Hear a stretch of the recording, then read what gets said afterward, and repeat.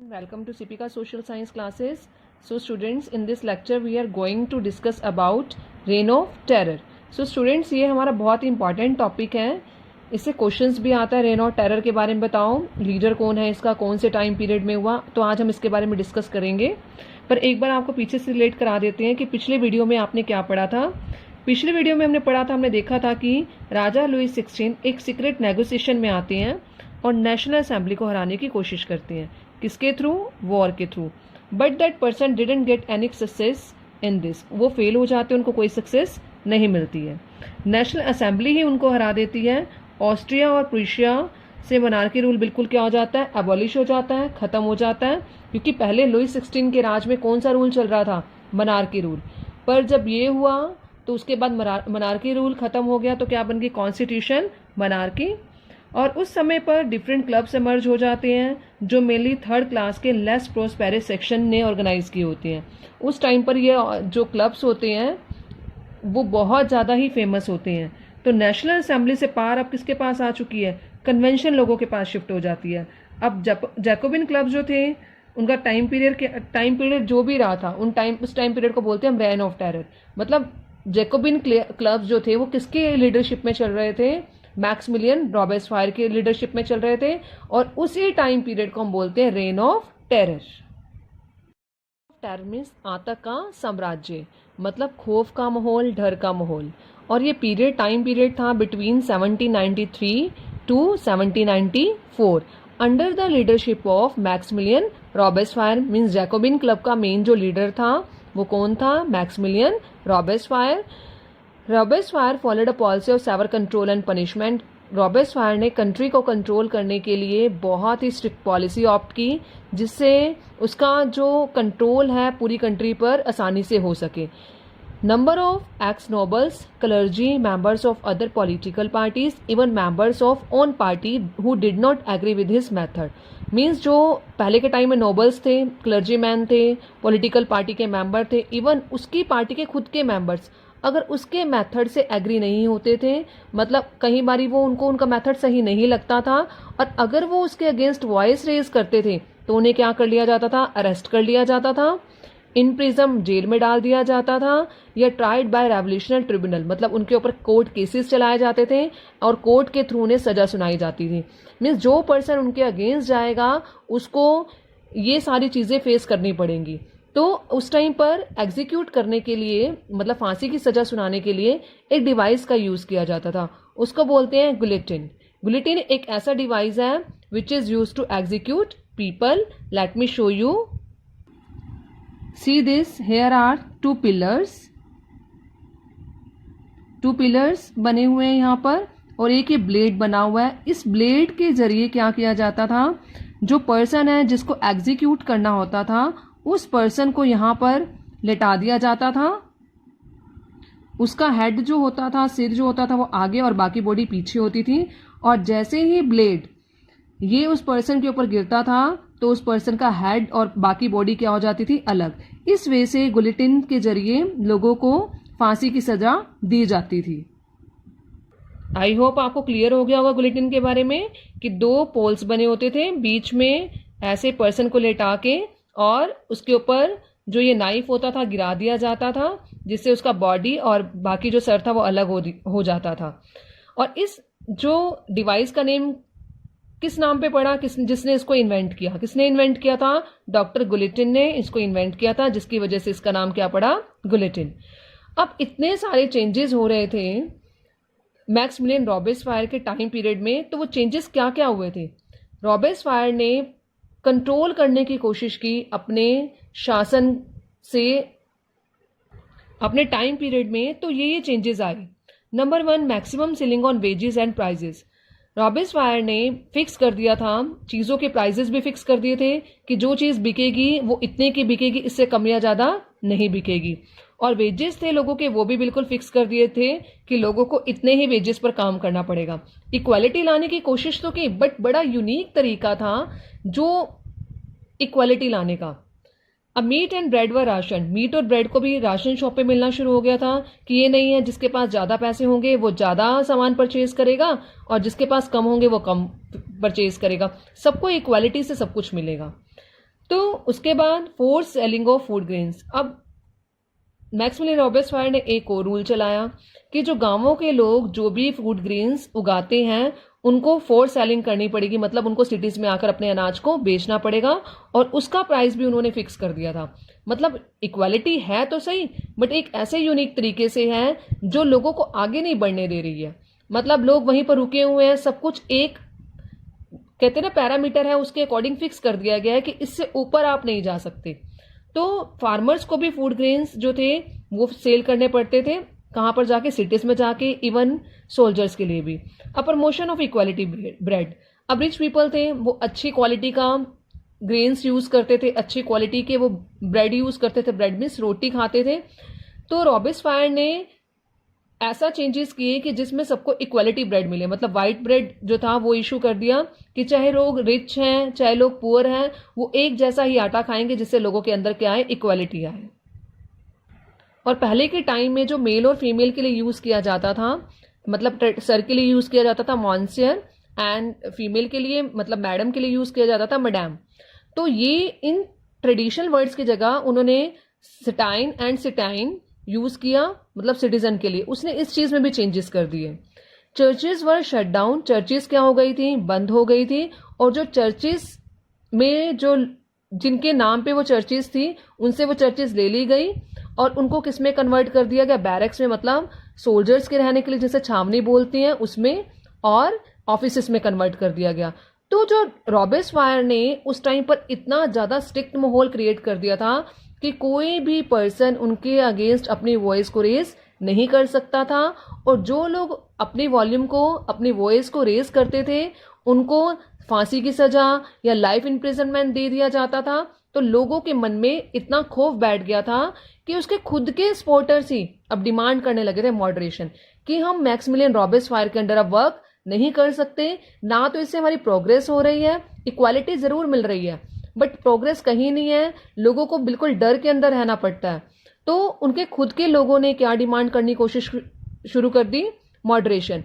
तो इसके कारण कोर्ट में जब ये केस गया तो कोर्ट में कन्विक्टेड बाय कोर्ट इन जुलाई 1794, उसको 1794 में कोर्ट में लाया गया, उनको सजा सुनाई गई और नेक्स्ट डे ही उसको उसी ही गुलेटिन से, जो डिवाइस उसने इन्वेंट किया था उसी डिवाइस से उसे फांसी की सजा दी गई।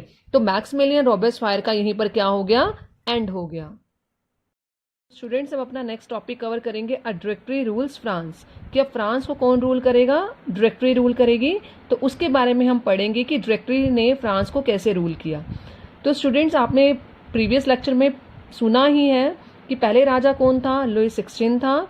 लुई 16 को जब फांसी की सजा हुई, उसकी मृत्यु के बाद जगह बिल्कुल खाली हो चुकी थी, शासन पर कोई नहीं बैठा था, तो उसके स्पेस किसने लिया, मैक्सिमिलियन रॉबर्ट्सफायर ने लिया। अब मैक्सिमिलियन रॉबर्ट्सफायर का भी हम पढ़ चुके हैं कि क्या हुआ था मैक्सिमिलियन रॉबर्ट्सफायर के साथ, उसे भी एग्जीक्यूट किया गया, उसे भी फांसी की सजा सुनाई गई। तो अब जो कंट्री थी, जो फ्रांस था, उसमें कोई भी राजा हेड की तरह वर्क नहीं कर रहा था। अब जब कोई भी राजा हेड की तरह वर्क नहीं कर रहा था तो कोई ना कोई उसकी जगह लेने के लिए आएगा, जिसके बारे में अब हम पढ़ेंगे। जैकोबिन क्लब किसके अंडर वर्क कर रहा था, मैक्सिमिलियन रॉबर्ट्सफायर के अंडर। अब मैक्सिमिलियन रॉबर्ट्सफायर की डेथ के बाद जैकोबिन क्लब क्या हो गया, बिल्कुल उनकी सिचुएशन बिल्कुल डाउनफॉल पे चली गई। अब जो आपको पता ही होगा, जो जैकोबिन क्लब्स थे वो किन लोगों ने ऑर्गेनाइज किए थे, थर्ड स्टेट के लेस प्रोस्पेरियस पीपल ने, मतलब जो रिच नहीं थे, जो पुअर थे, उन्होंने इनको एस्टैब्लिश किया था, उन्होंने ऑर्गेनाइज किए थे जैकोबिन क्लब। अब जैकोबिन क्लब जब डाउनफॉल पे आ गए तो अब जो होंगे दूसरे सेक्शन के लोग पावर में आ जाएंगे, क्योंकि अब एक की पावर घटी है तो दूसरे की पावर क्या हो जाएगी, रेज हो जाएगी। तो वेल्थियर मिडिल क्लास ने पावर को ले लिया, उनके हाथ में आ गई सारी की सारी पावर। अब उन्होंने क्या किया, एक न्यू कॉन्स्टिट्यूशन फिर फ्रेम किया। क्या कॉन्स्टिट्यूशन फ्रेम किया, जिसके अंदर उन्होंने दोबारा से वोटिंग राइट को चेंज कर दिया। जब हमने नेशनल असेंबली की बात की थी, नेशनल असेंबली में वोटिंग राइट किन लोगों को मिला हुआ था, जिनकी एज 25 ईयर से ऊपर होगी और जो 3 डेज की वेजेस टैक्स के रूप में देते थे, उनको था राइट था वोट करने का। ना तो वीमेन पार्टिसिपेट कर सकती थी, ना ही वो लोग 25 साल से नीचे वाले लोग भी पार्टिसिपेट नहीं कर सकते थे, और वो लोग भी पार्टिसिपेट नहीं कर सकते थे जो 25 साल से ऊपर है, 25 ईयर से ऊपर है, पर वो टैक्स पे नहीं करते। उसके बाद जब कन्वेंशन बनी, कन्वेंशन में वोटिंग राइट्स किन लोगों को मिला था? 21 ईयर से ऊपर के लोगों को, बट वो मैन होने चाहिए, उसमें वेजेस वाला कोई भी सिस्टम नहीं था। 21 ईयर से जो भी जिनकी एज ऊपर है, अबव 21 ईयर्स, मैन होने चाहिए, उनको वोटिंग राइट्स था। अब जब वेल्थियर मिडिल क्लास फैमिली के पास पावर आई तो उन्होंने न्यू कॉन्स्टिट्यूशन फ्रेम किया, तो उन्होंने वोटिंग राइट को फिर चेंज कर दिया। अब जो नॉन प्रॉपर्टाइड सेक्शन जो होंगे, मतलब जिनके पास प्रॉपर्टी नहीं होगी, उन लोगों को वोट करने का राइट नहीं है। मतलब जिनके पास प्रॉपर्टी है सिर्फ वही लोग वोट कर पाएंगे, उनके पास ही वोटिंग राइट होगा। अब उन्होंने क्या बनाई, न्यू कॉन्स्टिट्यूशन ने क्या बनाई, एक लेजिस्लेटिव काउंसिल बनाई। लेजिस्लेटिव काउंसिल मतलब जो लॉ मेकिंग बॉडी होती है, जो लॉ बनाती है। उन्होंने क्या सिलेक्ट की, एक डायरेक्टरी सिलेक्ट की, मेड अप ऑफ 5 मेंबर्स, जो जिसमें कौन से कितने मेंबर्स थे, 5 मेंबर्स थे। अब उन्होंने डायरेक्टरी मतलब जो ये रूल बनाएंगे उसको एग्जीक्यूट कराने के लिए, इसको आप एग्जीक्यूटिव भी बोल सकते हो, तो उन्होंने डायरेक्टरी बनाई जो 5 मेंबर्स से इवॉल्व थी। अब उन्होंने इसमें 5 मेंबर्स ही क्यों इवॉल्व किए? इसलिए इवॉल्व किए क्योंकि वो लेसन लर्न कर चुके थे। कौन से टाइम में? मैक्सिमिलियन रॉबेस्पायर के टाइम में, जब सारी की सारी पावर किसके हाथ में थी? मैक्सिमिलियन रॉबेस्पायर के हाथ में थी। और वो वन मैन के हाथ में जो पावर आई थी, उसकी वजह से वो रूल्स को अपने अकॉर्डिंग ही चेंज करता था, किसी से सलाह लिए बिना। तो उनसे उन्होंने लेसन लर्न किया कि हम वो माहौल, वो वाली सिचुएशन दोबारा नहीं चाहते। तो ही learn lesson from one man executive under Jacobin, क्योंकि उसमें एक ही एग्जीक्यूटिव था। कौन था वो? Maximilien Robespierre. इसलिए उन्होंने अपनी असेंबली में कितने मेंबर्स रखे? 5 मेंबर्स रखे, जो लॉ को क्या कराते थे? एग्जीक्यूट कराते थे। अब यहां भी एक लूप होल हो जाता है, मतलब यहां भी एक कमी आ जाती है, क्योंकि जो कन्फ्लिक्ट था वो लेजिस्लेटिव में और डायरेक्टर्स में चलता रहता था। क्योंकि लेजिस्लेटिव थे वो और डायरेक्टर्स दोनों अलग अलग बॉडी थी। जो लेजिस्लेटिव थे वो रूल्स बनाते थे और डायरेक्टर्स जो थे उनको फॉलो करवाते थे। अब लेजिस्लेटिव कुछ और काम करवाना चाहती थी और डायरेक्टर्स जो थे वो कुछ और करना चाहते थे, तो दोनों की राय मोस्टली मिलती नहीं थी। तो लेजिस्लेटिव किनको इनेक्ट करते थे? डायरेक्टर्स को। तो जब डायरेक्टर्स जो थे लेजिस्लेटिव की बात नहीं मानते थे, तो लेजिस्लेटिव क्या करती थी? डायरेक्टर्स को, जो मेंबर्स थे उसके, उनको डिसमिस कर देती थी। तो ये काफी टाइम तक ऐसे ही चलता रहता था कि अगर लेजिस्लेटिव की बात नहीं मानी जाती थी तो डायरेक्टर्स को बार बार डिसमिस कर दिया जाता था, क्योंकि डायरेक्टर्स भी अपनी वॉइस रेज करते थे कि ये चीज ऐसी होनी चाहिए, इसको ऐसा करना चाहिए। बट लेजिस्लेटिव अपने रूल्स के अकॉर्डिंग चलती थी, इसलिए जो मेंबर्स इसके अगेंस्ट जाते थे उन मेंबर्स को वो बार बार डिसमिस कर देती थी, जिसकी वजह से वहां पर क्या आ गई थी? पॉलिटिकल इंस्टेबिलिटी आ गई थी। और पॉलिटिकल इंस्टेबिलिटी की वजह से वहां पर कोई भी मेन हेड नहीं बन पा रहा था जो उस कंट्री को चला सके, जो उस कंट्री को गवर्न कर सके। अब दोबारा से यहाँ पर वो जो सीट थी, जो हेड की सीट थी, वो खाली होती हुई नजर आ रही थी, क्योंकि कंट्री को संभालने में कोई भी कैपेबल नहीं हो रहा था। और जब ऐसी सिचुएशन बनी, क्योंकि जब रॉबेस्पायर मैक्सिमिलियन को मौत की सजा सुनाई गई, उसके बाद उसका फायदा किसने उठाया? मिडिल क्लास जो सोसाइटी थी उसने उठाया। अब उसके बाद अब जो लेजिस्लेटिव और डायरेक्टर्स हैं वो नहीं संभाल पा रहे इसको, कंट्री को। अब दोबारा से जो प्लेस है वो फिर खाली होना शुरू हो गया। अब उसके प्लेस पर किसने जगह ली? Rise of military dictator Napoleon Bonaparte. Military का मैन था नेपोलियन, और उसने अपने आप को यहाँ पर आके क्या शो किया, क्या डिक्लेयर कर दिया कि he is a dictator of country. और नेपोलियन बोनापार्टे बहुत ही खतरनाक पर्सन था। इसके बारे में हम लास्ट के लेक्चर में पढ़ेंगे कि नेपोलियन बोनापार्टे क्या था। तो स्टूडेंट्स, ये स्टोरी आपकी अब तक की ऑलमोस्ट खत्म हो चुकी है। कि जैसे हमने स्टोरी में पढ़ा था, राजा बनता है, राजा बनने के बाद उसको एम्प्टी ट्रेजरी मिलती है।